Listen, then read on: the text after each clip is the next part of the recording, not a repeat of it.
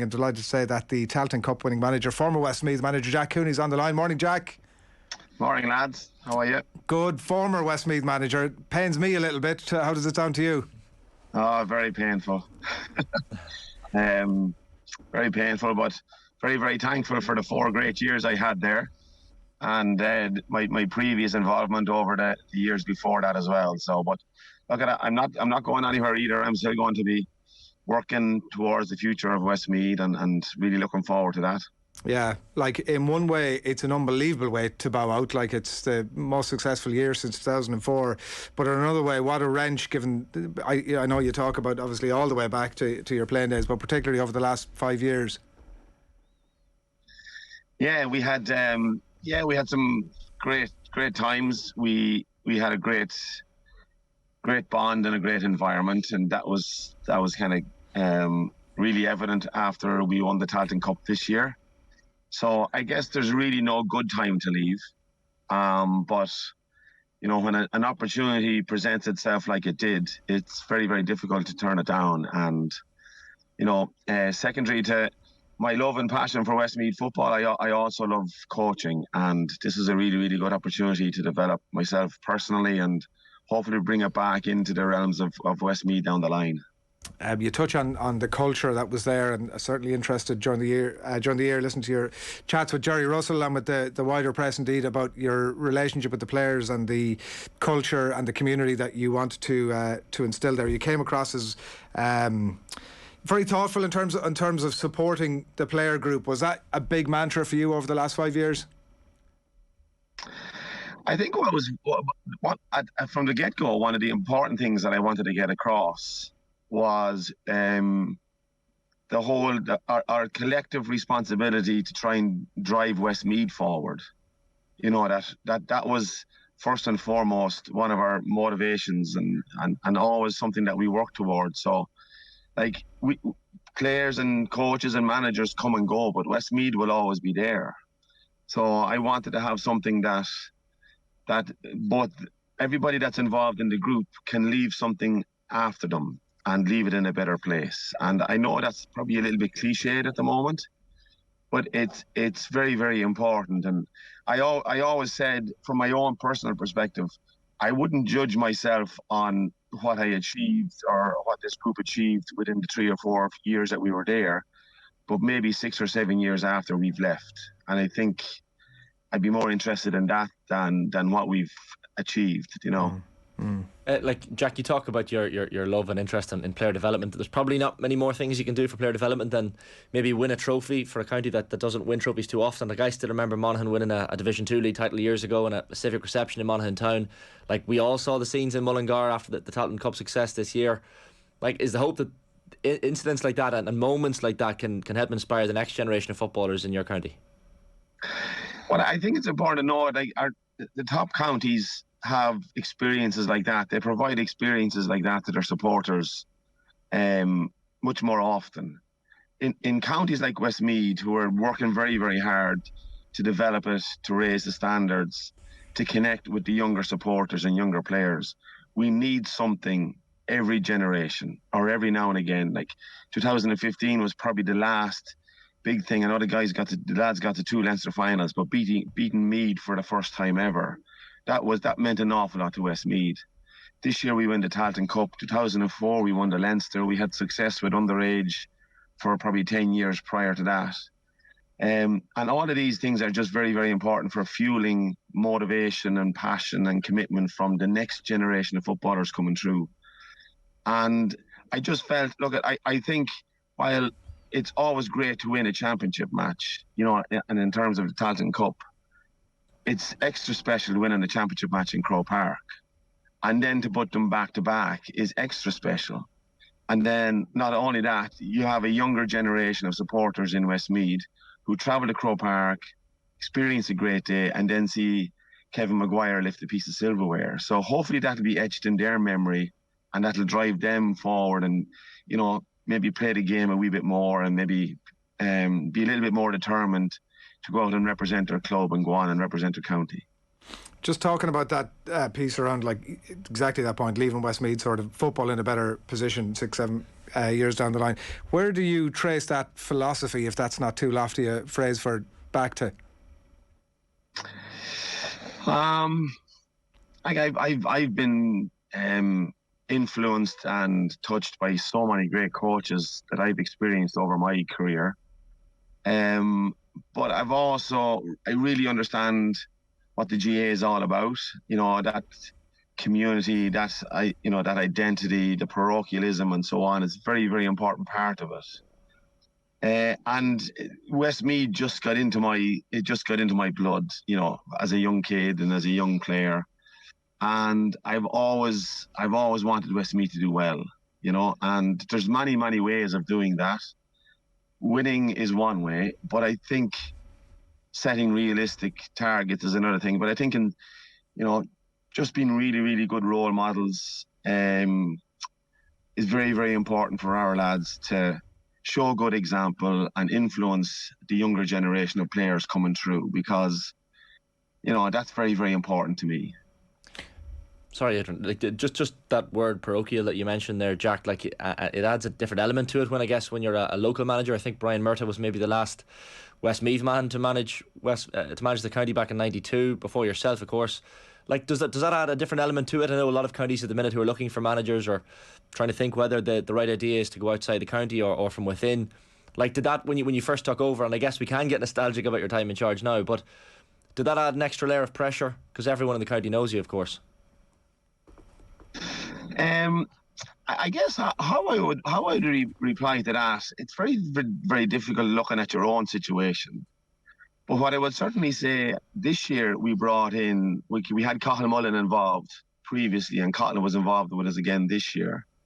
Then we brought in Desi and John Kane this year. And I could get the sense of talking to the players, how much it meant to the players to have Westmeath people driving it on and involved in the management and the coaching aspect of it. And that's when I really got a sense of what it meant to the players.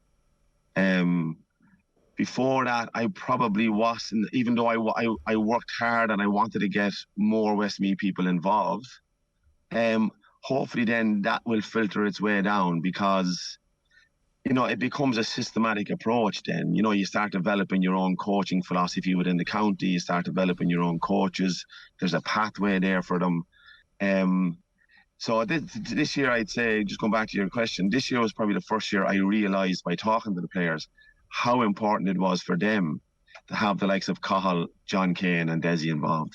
I'm funny for all that, Jack. I have to say, from listening to you over the last few minutes, there's huge shades of what Paddy would have spoken about, like the, punching the tree is, that's like trying to punch a Westmeath man or whatever, and the Alan Mangan, famous Alan Mangan speech about no Westmeath man and the loaf of bread and all that stuff. There's definite influences of that, it seems to me, in you.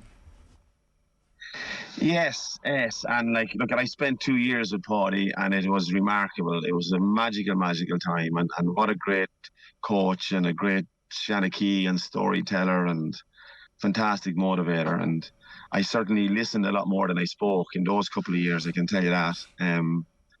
But it's amazing, even the current bunch of lads, how much 2004 meant to them as younger people, younger persons, young supporters. And they always refer back to that, and how much that helped them and how much that inspired them.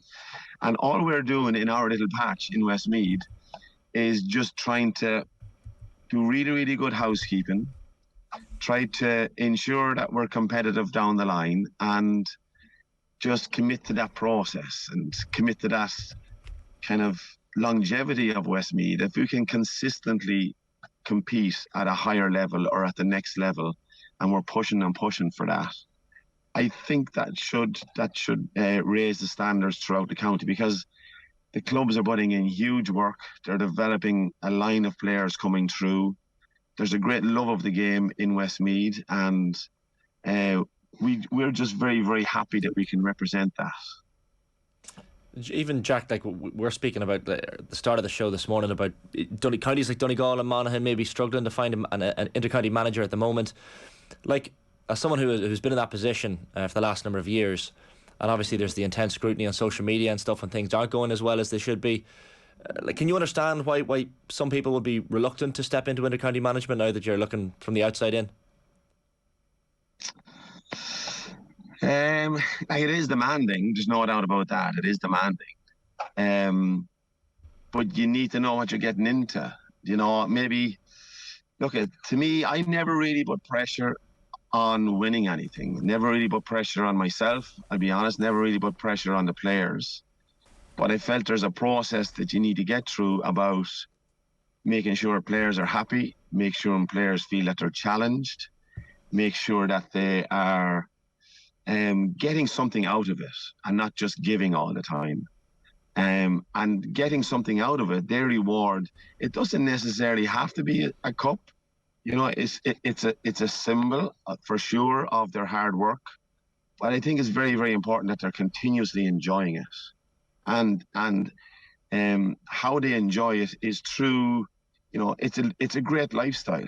You know, they're fit all the time, they eat well, they rest well, they recover well. It's a great bunch of competitive athletes to be involved with. You're dealing with very, very good coaches trying to improve you personally and as a footballer and an athlete. So it's a fantastic environment to be in.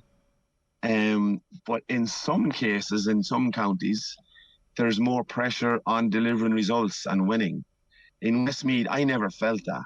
You know, I don't think the players felt that. I try to insulate them from it, and we try to just be better every week. So I guess it just depends how you interpret what the demands and what the expectations are.